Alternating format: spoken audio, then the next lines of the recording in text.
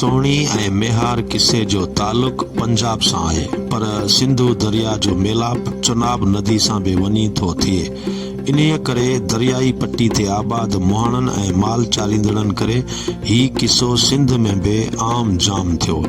कन रावियनि सोहणी मेहार सिंध जा किसा चया आहिनि। सिंध जे नामियारे मुहक़िक़ डॉक्टर नबी बख्श बलोच त हिन किसे खे शहदादपुर सां थोरो पर भरो करे ॼाणायो आहे।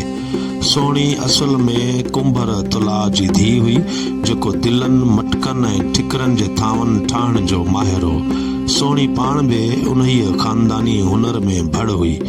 तुला जा ठाहियल थांव जॾहिं दिल्ली में मशहूर थिया, तॾहिं दिल्लीअ खां हिकु नौजवान इज़त बेग, जेको बुखारा ईरान खां दिल्ली वापार सांगे आयो, तुला खां थांव ख़रीदण संदसि घर अची पहुतो, जिते संदसि ऐं सोहणी जूं नज़रूं टकराइजूं ऐं ॿिन्ही जूं नींह जुड़ी वियो।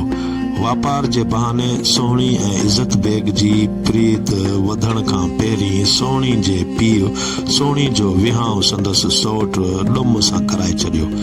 इज़त बेग खे उन वाक़े एतिरो त मायूस कयो जो हू सोहणी जे घर जे साम्हूं यानी चनाब नदीअ हिकु तरफ़ सोहणी त ॿी तरफ़ इज़त बेग झोपड़ी अॾाए वेही रहियो ऐं मेहन जो वाड़ो ठाहे मेहार बणिजी वियो।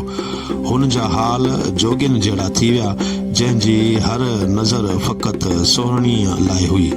सोहणी बि खीर वठण जे बहाने साणसि ॻांढापो रखंदी आई। हूअ दिले ते तरंदे हिकु किनारे खां ॿिए किनारे ईंदी हुई। इज़त बेग, जेको वापारी मां मेहार बणिजी सोहणी जे रोग में रातियूं जागी साझर जे इंतज़ार में दरिया जे कपर ते वेठो हूंदो, उन लाइ हाणे सोहणी रोज़ राति जो अचण लॻी हुई, जंहिंजी खड़क संदसि निणान खे पइजी वई, जंहिं पके दिले बदिरां कचो दिलो रखी छॾियो। सोहणी अञा विच दरिया में पहुती मस त कचो दिलो भॼी पियो। उहो लकाव ॾिसी साम्हूं वेठल मेहार बि सोहणी पुठियां दरिया में टपी पियो ऐं सोहणी सां गॾु पाण खे बि दरिया जे पेट में लोढ़े छॾियईं।